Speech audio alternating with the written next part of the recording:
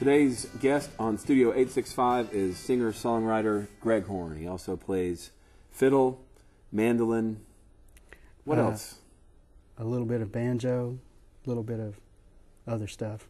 Yeah. Lap steel, I guess. Lap steel? I've seen you play. Only with you, though. Yeah, well, that makes me feel special.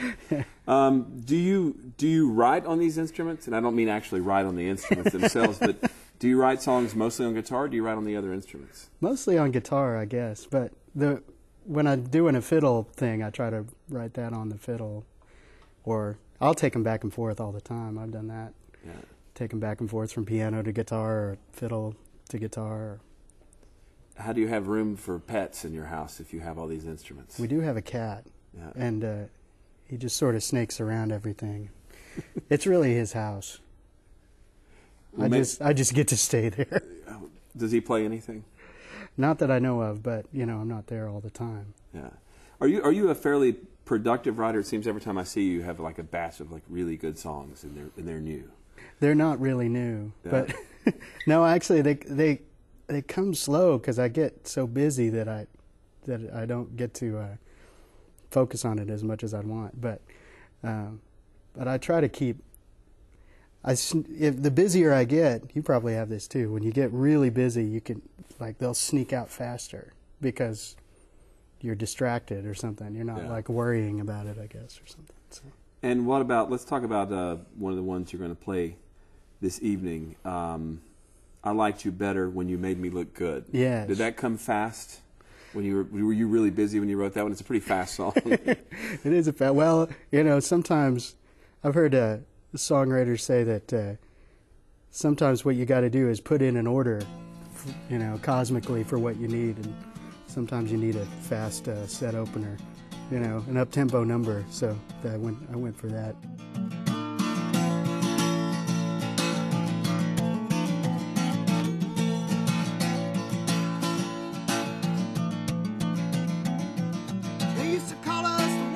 Red Riding Hood. We were talking as honkies in the neighborhood. How many times did I carry you home? Turn around a minute and find you gone. And then you tumbled through the door about 3:15 with a kiss like cough drops and Vaseline. There's only 3 ways to call it a night. That's pass out, make out, or get in a fight. I liked you better. I liked you better when you made me look good. I liked you better. I liked you better when you made me look good.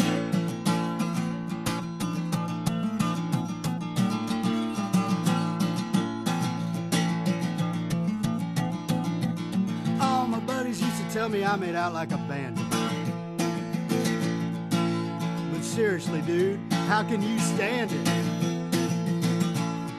She's 10 pounds of trouble in a 5-pound bag. But when I see what I want, I don't look at the tag.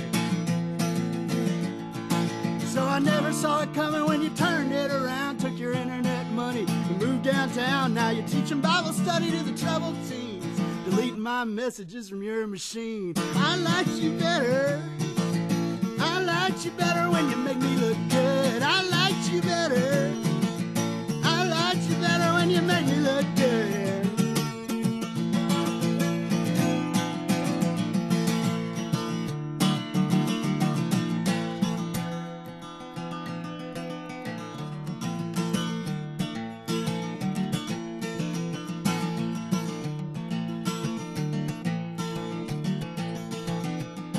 Now I'm sitting on my sofa with my cartoons on, and I'm working on my list of pros and cons. I got 1 from column A and 2 from column B. And if I work it all out, I get my egg roll free. And then I flip through the mail, find the letter you sent saying, "Sir, I'm sorry, we're raising your rent." P.S. Sugar, do you know what you are? You're a capital L-O-S-E-R. I liked you better. I liked you better when you made me look good. I liked you better. I liked you better when you made me look good. I liked you better. I liked you better when you made me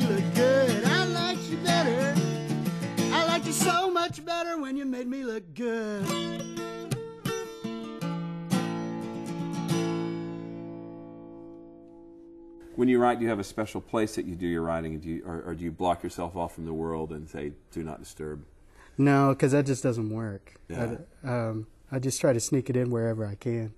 That one, it's been a few years now. I was just thinking of something with that sort of Cajun two-step beat. Yeah. And something that would be simple that other musicians could play along with, pick up on real easy. Nice, simple form. And I've been listening to your tunes in preparation for today's event. No, I'm sorry. I've quite enjoyed it, and I've come up with a list of who I think your influences are. So instead of asking you who your influences are, I'm going to tell you. This will be more interesting. Who your influences are, and then I want you to correct me when I'm wrong. John Prine, Warren Zevon, Leonard Cohen, Bach, John Hyatt, Richard Thompson, and William Faulkner. Bill Faulkner. Bill Faulkner. Yeah, his friends called him that. Oh, yeah. Well, what about that list? That's a respectable list. I really admire that list, and I'll take it. How much? It's $1 a name. Okay. Who would be on that list that I had left out? Bob Dylan. Yeah. Yeah, he's a big. I spend a lot of time thinking about Bob Dylan and playing his songs and stuff. Yeah. But Warren Zevon, Prine, they're both huge on the list. Probably some Kurt Vonnegut. I like his early records when he was doing the alternate tunings. Have you ever heard any of his, like him reading his stories? I have. It's incredible. He was quite an artist, but he along with Glenn Gould, he's not around to perform much anymore. No. And speaking of Glenn Gould, you've got a song called "Phone Call from Glenn." Yeah. It's brilliant. How did you come up with that one? And tell me about this song because it's quite unusual. Well, I saw that movie that came out many years ago, 32 short films about Glenn Gould. Yeah. He's a Canadian classical piano player. And I was aware of him before. I'd studied classical piano when I was a kid. And as a graduation present, my teacher had given me a cassette of Gould's Goldberg Variations, which is his famous debut recording. Yeah. So you gave me the early version. Yeah, and oddly enough, I didn't really listen to it. I was really into Bach and stuff, so I listened to it some. But then later I saw that movie, and there was got into the personality of him, and I started looking at actual documentaries about him and reading his writings and stuff. He's a very kooky, but interesting, curious personality, and I had to do something with all that in my head. The telephone rings me from sleep, and it's Glenn. I put on my glasses and reach for a pen, and he's already into his talk about Johann Sebastian Bach and God's compulsive obsession to walk among men. I thought to myself, he's just lonely again.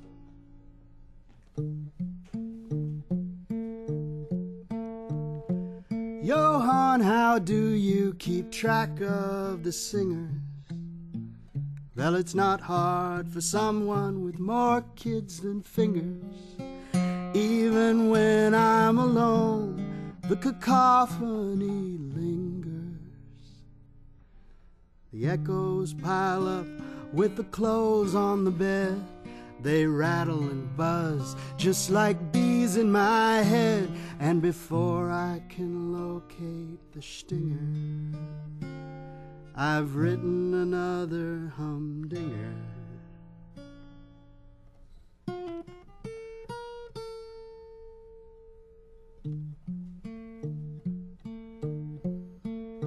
This business of music is tough on the soul.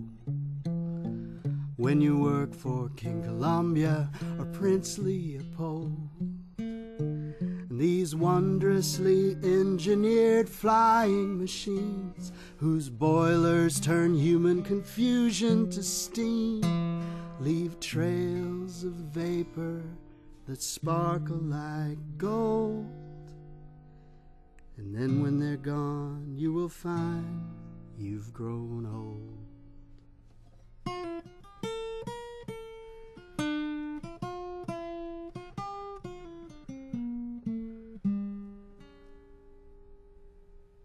Glenn's all wound up now, but I've lost the train.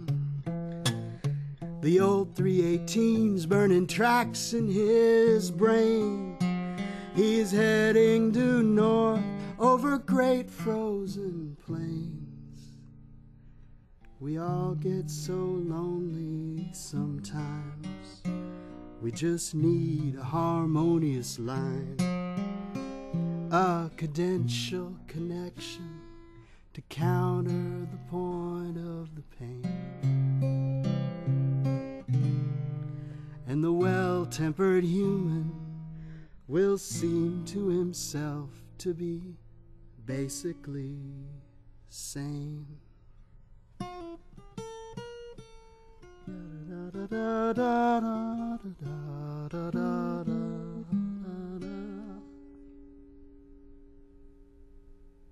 It sounds like you captured his personality to me in the song.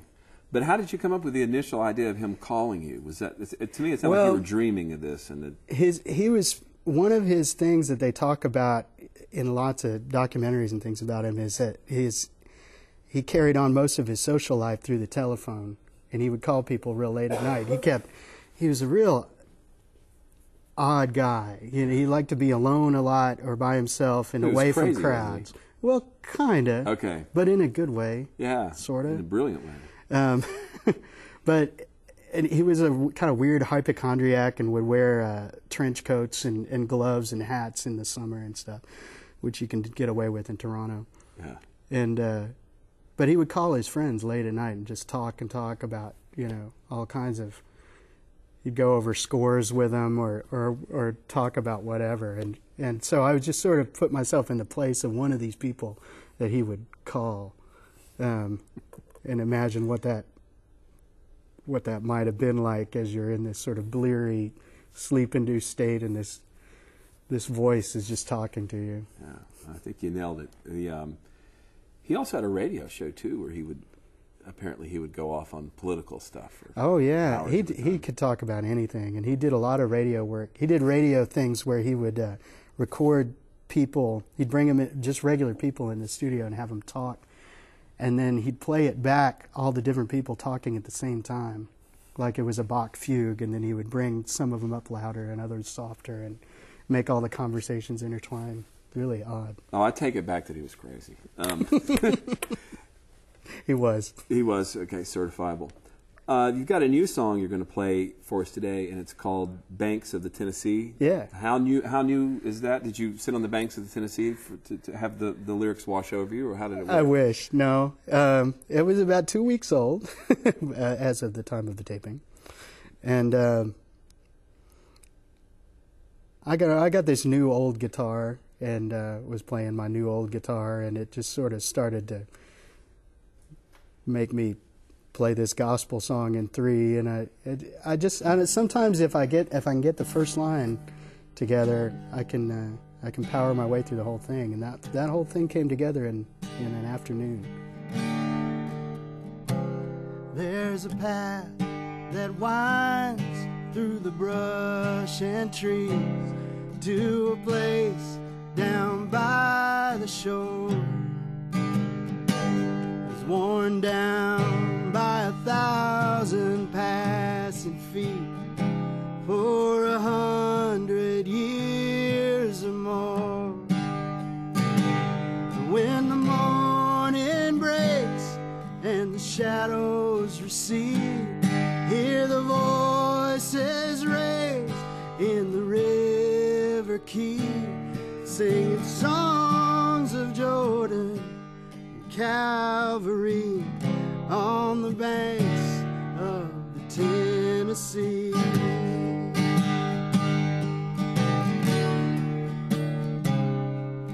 We think of the dove that descended there in that land so far away.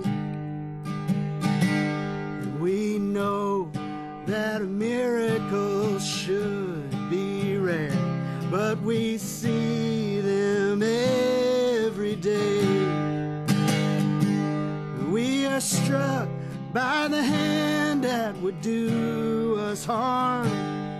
We are tested by our hope and the false alarm. And we are healed and sustained in the Savior's arms on the banks of the Tennessee.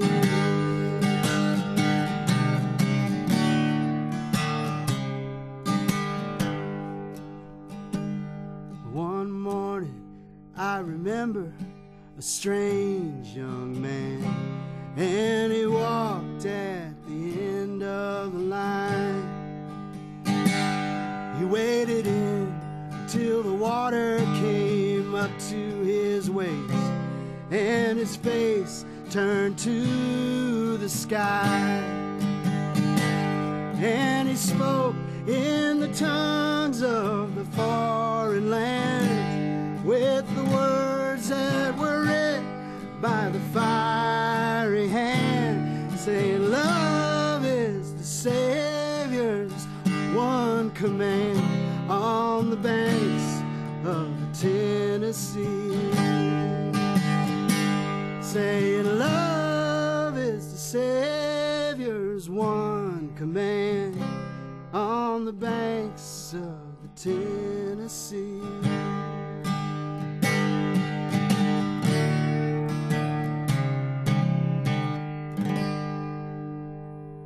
I always find that certain instruments write certain types of songs or help you write certain types of songs. Yeah. And I have a banjo, and I bought it, and I wrote a song on it. I haven't played it since. And I feel, if anybody wants to buy a banjo. With a song in it. Yeah, it's got a song in it. Just shake it, and it'll come out. Fiddle tunes. Yeah. You're going to play a fiddle tune today called, what's the name of it? It's called I Went to the Dance Last Night, which is it's a Cajun standard. And it's also sort of an Appalachian standard. Around here it's called Get Along Home, Cindy, Cindy, Cindy. It's the same tune. It's just an American fiddle tune.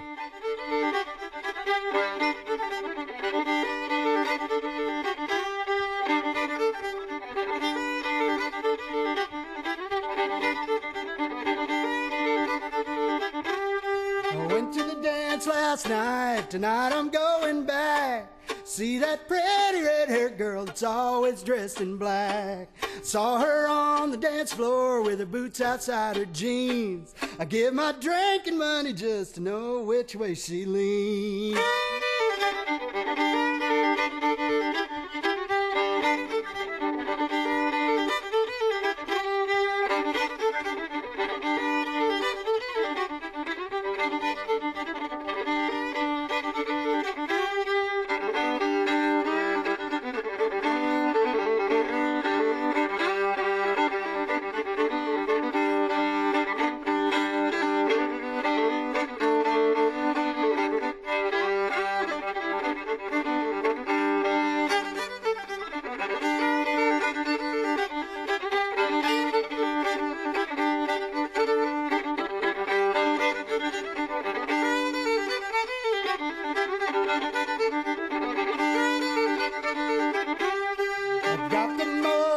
But I don't have the nerve. If she even looks at me, it's more than I deserve. Went to the dance last night, I just can't stay away. Gotta see her one more time and hear them fiddles play.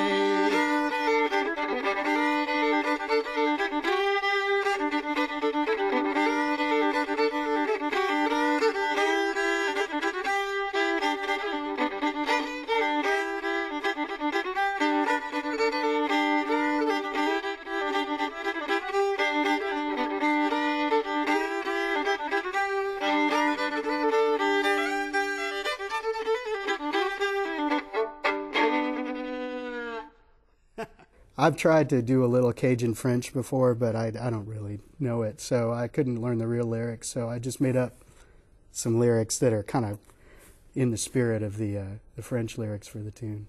So those are your lyrics then? Yeah, basically. yeah. Mistranslated from imaginary French?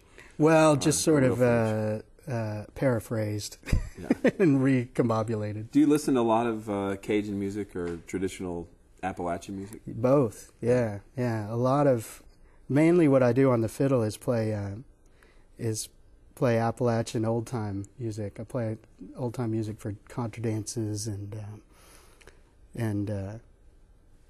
old time fiddle jams and stuff. So. Well, we'll have to get you on the flip side, which is the other half of the show. It comes on at 8:30 the first Wednesday of every month. Oh, yeah. And then what we do on flip side is we play songs, or you play the songs, and you talk about the stuff you love to listen to and what it does for you. Yeah, I can play some stuff that is almost unlistenable. You'll love it. Yeah, great. Well, that's something to look forward to.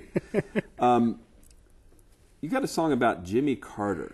Yeah. Well, you've got at least one song. Do you have more songs about Jimmy Carter? But we know you have at least one. I have mentioned him in a very old, an early song of mine that was about my 1976 Volvo 262. That was the color of metallic pizza sauce. And that car, since it was from '76, that was Carter's big year. So, but yeah, this is my only song where he plays as a character. It's a song about my favorite ex-president, Jimmy Carter.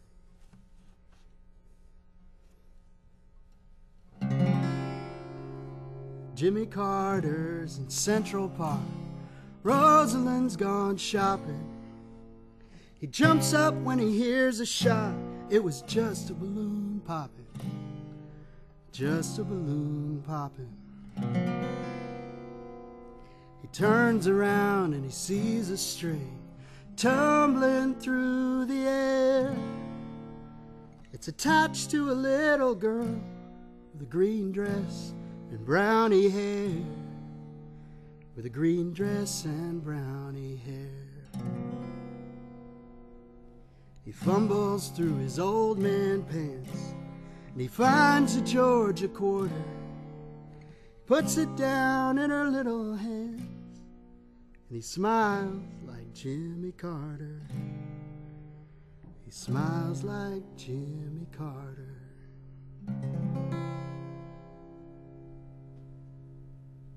Would you ever mail a song like that to a person? Like, I don't know his people. I don't know his people either. Yeah. I don't know. I think it's charming enough that he might like it. But yeah, that one just came out when I was teaching a songwriting class, and it was a weird exercise that I have people do where I have them write a name of a person, or several names, or several kinds of people, and several places, and then I have them kind of take those and artificially put them together. And I was doing it along with everybody, and that actually popped out. So I got lucky that day. Oh, that's a great idea. Do you challenge yourself that way of saying, okay, I'm going to throw a bunch of words into a hat and I have to make a song out of it? Well, I'm not good at sticking with the challenge very well. But sometimes if I'm accountable to another room full of people, then, and they're all doing it too, and I'm making them do it, then it. And so, what all do you teach then? I mean, you teach songwriting, playing. Yeah. Do you read music? Yeah. What does it say? I can't read it. I always wonder what it says. It says, "You will be hungry, and you will spend all your money on gear." That's what it says. Okay, I didn't need to read that then. So, what do you like to teach the best then? I don't know. I teach a lot of guitar, and doing the songwriting classes is interesting because when I do that, it's a week-long workshop, and it's really about the people in the class. I'm just sort of like this sort of Wizard of Oz, making it seem like they're being taught something, but really they're doing all the work themselves, and that's kind of fun to watch that happen. And what kind of students do you have? Are they from all different backgrounds and ages? And yeah, all kinds of ages. I haven't tried it with little kids, but I have done some teaching of young kids. What's that like? It's fun. Yeah? Yeah. It's more about interacting with their personality and their brain than... Like, I suppose if I was teaching classical violin or something, then there would be this sort of goal-oriented thing. But with guitar, everyone knows that there is no... there's there's no necessary Carnegie Hall at the end of the road, you know. I mean, it's really just, it is what you make of it. So you take it to the beach. You take it where, yeah, instead of Carnegie Hall. It's not brain surgery anyway. That's good.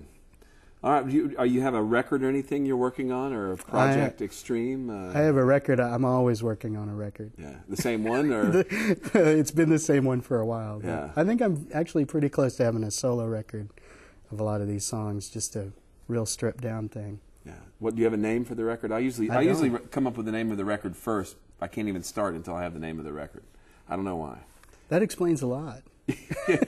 There's an exercise. You name the record and name all the songs, and then write them, and then put it out. Yeah, I'll have to try that. Yeah, have your class. I've heard about novelists doing that. Really? Yeah. All right. Maybe Billy Faulkner did that. I don't know. Actually, he probably did.